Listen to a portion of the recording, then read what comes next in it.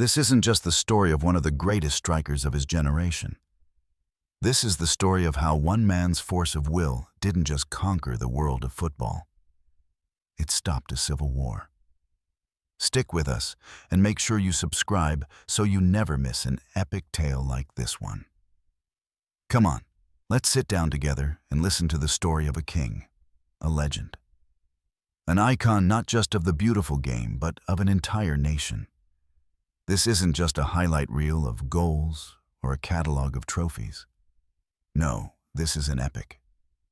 A saga of unbelievable will, of resilience against all odds, and of a heart so big, it changed the destiny of millions. This is the story of Didier Drogba. Every great epic begins with a humble origin. And Didier Yves Drogba Tebelez was no different. He was born on March 11, 1978, in Abidjan, the bustling heart of the Ivory Coast. Young Didier's life wasn't played out on pristine, lush green pitches with shiny designer boots on his feet. He grew up on dusty, sun-baked streets where footballs were just bundled up rags and the goalposts were two weathered bricks placed just so. For Didier, football wasn't a choice. It was the very air he breathed, the essence of life itself, the one pure joy in a world defined by hardship. But destiny, it seems, had already drawn up a very different map for him. At the tender age of 5, in a gut-wrenching decision that would alter the course of his life forever, his parents sent him to France. He was to live with his uncle Michel Goba, a professional footballer himself. They prayed it would give their son a brighter future, a chance they couldn't provide. But for a 5-year-old boy, it was a tearful, terrifying separation. Ripped from the warm, loving embrace of his family in Abidjan, Didier was thrown into a completely alien world in Brest, France. A world of strange sounds, strange food, and a biting cold he'd never known. Loneliness wrapped itself around the young boy like a cold, damp fog. He missed home with an ache that was physical.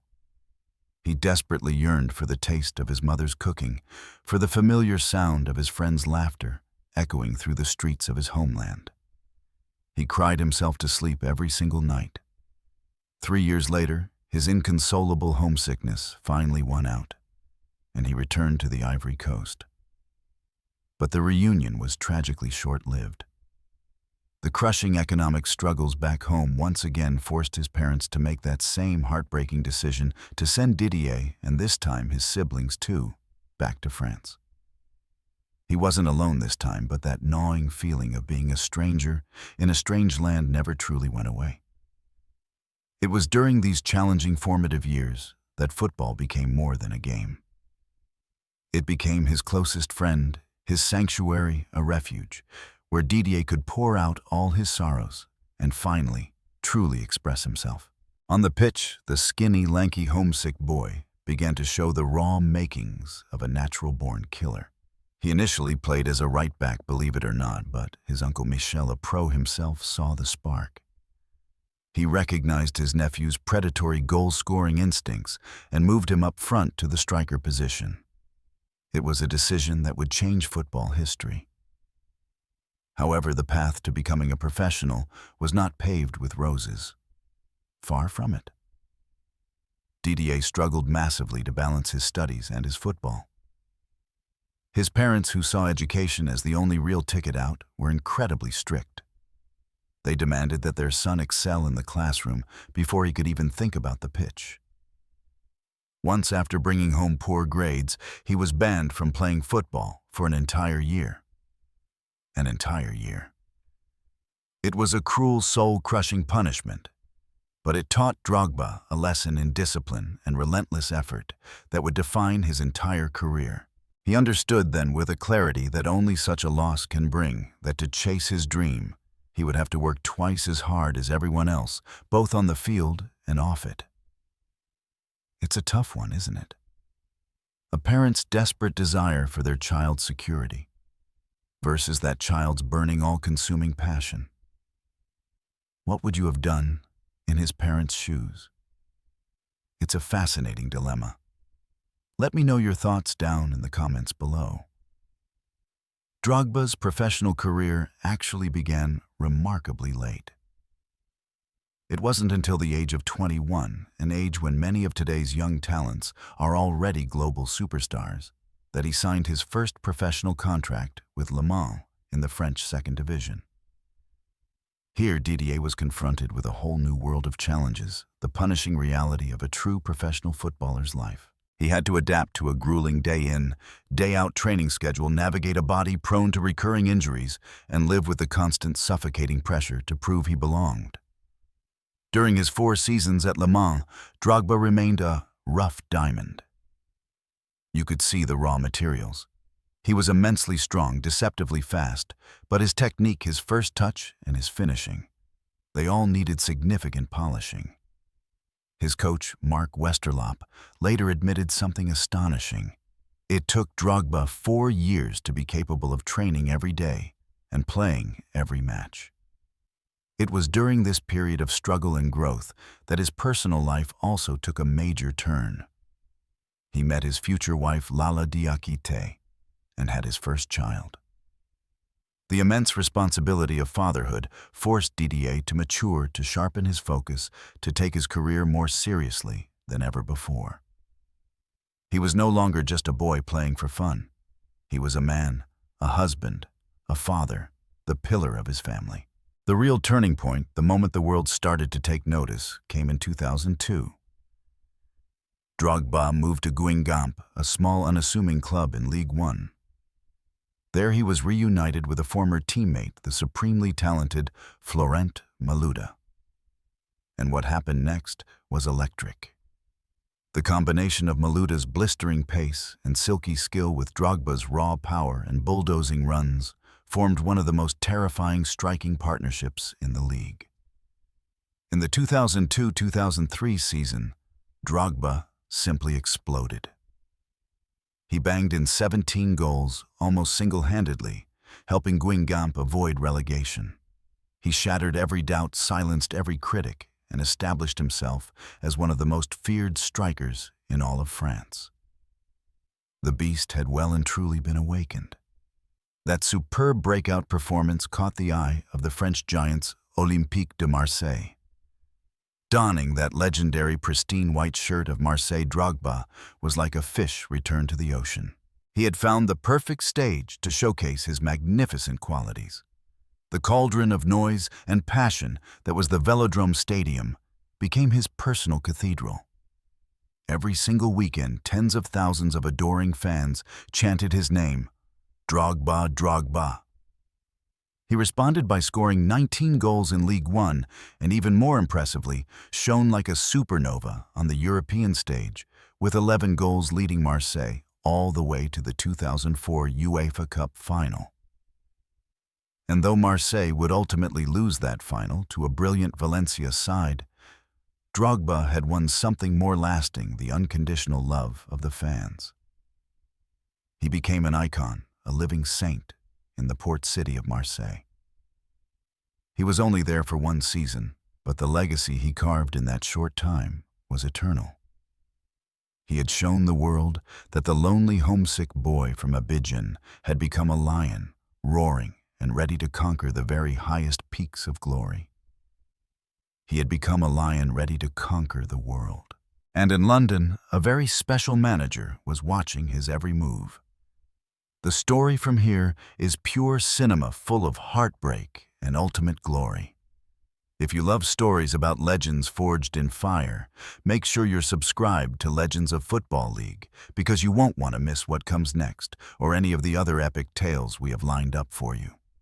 In the summer of 2004, José Mourinho, the special one, who had just rocked the football world by winning the Champions League with unfancied Porto, arrived at Chelsea. He came with a singular ambition to turn the club into a global football powerhouse. And the first most crucial piece of his master puzzle was Didier Drogba. A fee of £24 million, a club record at the time, was slapped on the table. Drogba didn't want to leave Marseille. He was adored there, treated like a king.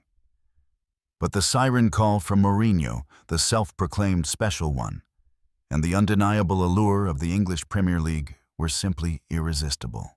He arrived in London carrying the immense crushing weight of that record transfer fee and facing a wall of skepticism from the English media who were notoriously wary of foreign players with a reputation for diving. Drogba's first season in England was a trial by fire. He struggled to adapt to the breakneck pace and the brutal, unforgiving physicality of the Premier League. The newspapers were filled with criticism about his tendency to go down too easily and his inconsistent goal-scoring form. But Mourinho, his manager, his champion, never lost faith in his prized student. He knew that beneath the rugged, sometimes clumsy exterior was the indomitable spirit of a warrior and the instincts of a true conqueror. And Drogba did not disappoint his manager. He began to not only score crucial game-winning goals, but also became the absolute focal point of Chelsea's entire tactical system.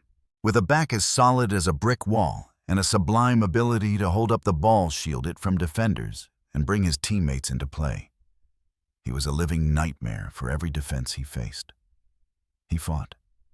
He sacrificed. He chased lost causes.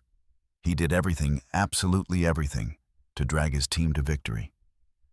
With him leading the line, Chelsea won their first Premier League title in 50 long years, and then just for good measure, they successfully defended the crown a year later. Didier Drogba became the symbol, the beating heart of the Blues' golden era. He was, put simply, a man for the big occasions. Whenever Chelsea needed a hero, whenever the lights shone brightest, Drogba answered the call. He scored in the League Cup finals of 2005 and 2007. He scored the winning goals in the FA Cup finals of 2007, 2009, 2010, and 2012. He was the first player in history to score in both English domestic cup finals in the same season. The legendary Wembley Stadium, the home of football, was affectionately nicknamed Drogba's backyard by the adoring Chelsea fans. He was born to shine in the moments that mattered most.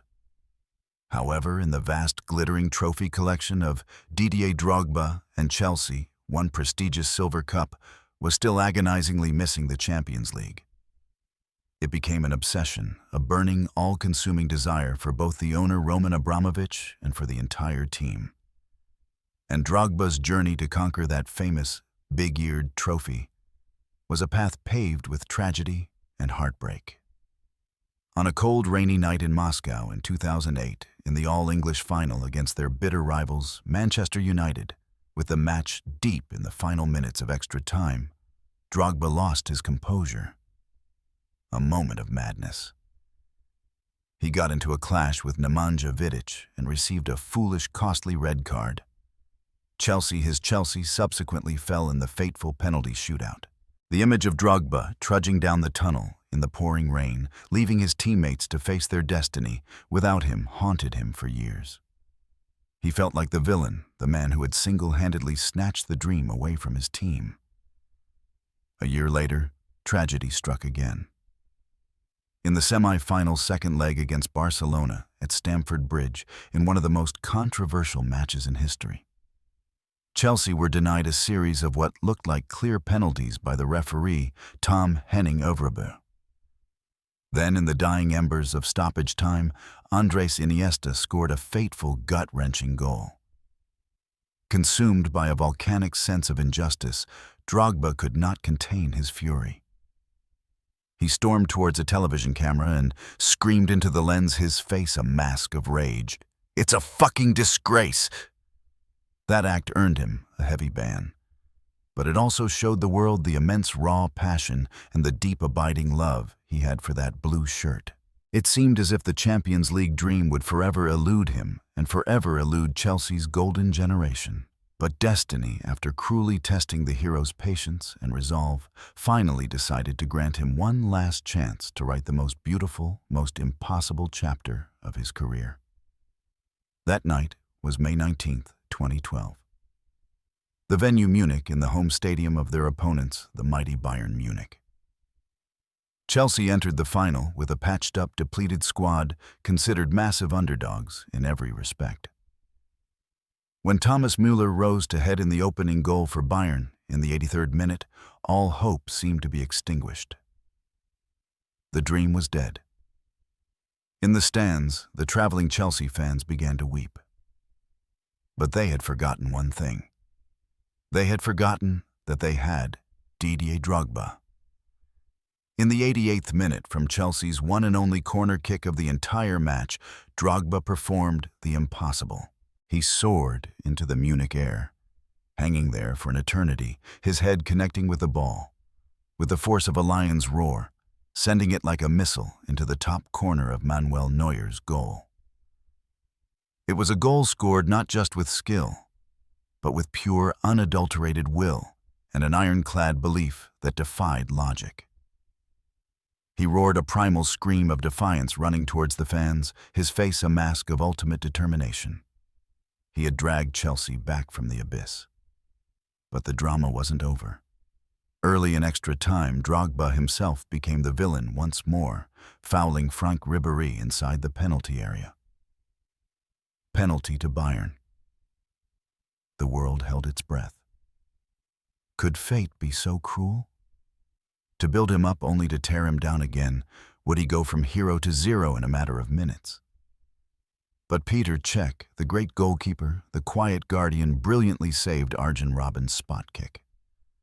The curse, it seemed, had been lifted. And then the fateful penalty shootout. After Juan Mata missed Chelsea's first attempt, they were once again staring down the barrel. But then Bayern's Aulich and unbelievably Schweinsteiger both failed to convert.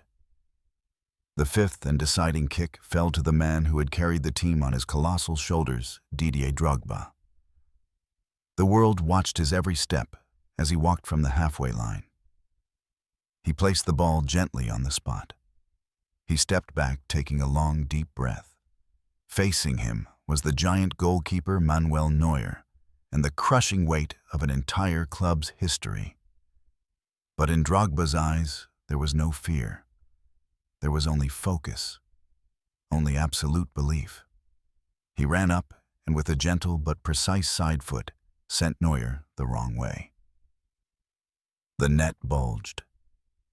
Didier Drogba had done it. He had delivered the first and only Champions League trophy in Chelsea's history. He ran around the pitch, tears streaming down his face. They were tears of relief, of redemption, of pure, unadulterated joy. From the villain of Moscow to the undisputed hero of Munich, he had completed the greatest redemption story imaginable. That night, Didier Drogba was not just a player. He was a god in the eyes of every single Chelsea supporter. It was also his final kick for the club in his first spell of fairy tale ending so perfect, not even a Hollywood script could have done it justice. What a comeback. From the absolute depths of despair to the highest peak in club football. This is the kind of story that reminds us why we love this game. If this moment gave you chills, share this video with another football fan who needs to feel that magic. Drogba's greatness was not confined to his club colors. For the Ivory Coast national team, he was so much more than a player. He was a leader, an icon, a spiritual father. He was the captain of the golden generation that included incredible talents like Yaya Touré, Kolo Touré, Salomon Kalou, and Didier Zokora. He led the Elephants to their first ever World Cup appearance in 2006, a moment of immense national pride. But the most memorable, the most meaningful moment of Drogba's entire international career was not a goal or a victory. It was an appeal.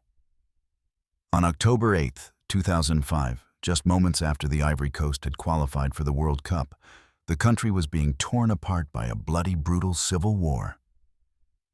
In the dressing room, amidst the joyous, chaotic celebrations of his teammates, Drogba took a microphone turned to the live television cameras, broadcasting to the nation, and delivered a message of staggering emotional power. Men and women of Ivory Coast. He began, his voice thick with emotion, cracking under the weight of his words. from the north, south, center, and west. We prove today that all Ivorians can coexist and play together with a shared aim. We promised you that the celebrations would unite the people. Today we beg you on our knees. And then right there on live television, all the players, the nation's heroes, knelt together as one. Please forgive, Drogba continued, his voice now a desperate plea. The one country in Africa with so many riches must not descend into war. Please lay down your arms, hold elections, everything will be better. That appeal, delivered by one of the nation's most beloved and respected sons, had a more profound impact than any political speech ever could have. A week later, the warring factions agreed to a ceasefire. Didier Drogba, through the sheer power of football and his immense personal prestige, had helped end a civil war. He proved beyond any doubt that a footballer could do more than just score goals. He could change the world. After that magical night in Munich, Drogba embarked on adventures in China with Shanghai Shenhua and in Turkey with Galatasaray, where he continued to win more titles. Then, in 2014, he made an emotional return to Chelsea, reuniting with his mentor, José Mourinho. Though he was no longer at the peak of his awesome powers, he played the crucial role of an elder statesman, guiding the young players and contributing to yet another Premier League title. Didier Drogba's career was a symphony of raw strength, indomitable willpower, and breathtaking moments of genius. He was never the most technically gifted player, but he was one of the greatest warriors the game has ever seen, a complete striker and a natural-born leader of men.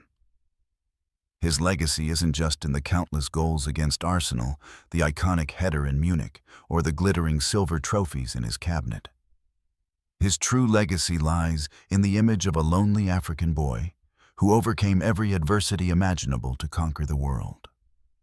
His legacy lies in that desperate call for peace that moved an entire nation and healed its wounds. His legacy lives on through the Didier Drogba Foundation, building hospitals and schools for the children of his homeland. Didier Drogba is not just a legend of Chelsea or the Ivory Coast. He is a global icon, a towering inspiration to millions that no matter where you come from, no matter how humble your beginnings, with an unbreakable will and a courageous heart, you can become a king. And that king will forever reign in the pantheon of football's greatest and most important legends. And that's where this incredible football story concludes. What a journey, right? I'm so eager to hear your thoughts. What moments stood out to you the most? Did this player's struggle and ultimate redemptions resonate with you? Please share all your opinions, your favorite memories of Drogba, and any questions you have in the comments below. I truly love reading every single one of them and building this amazing community of football lovers with all of you.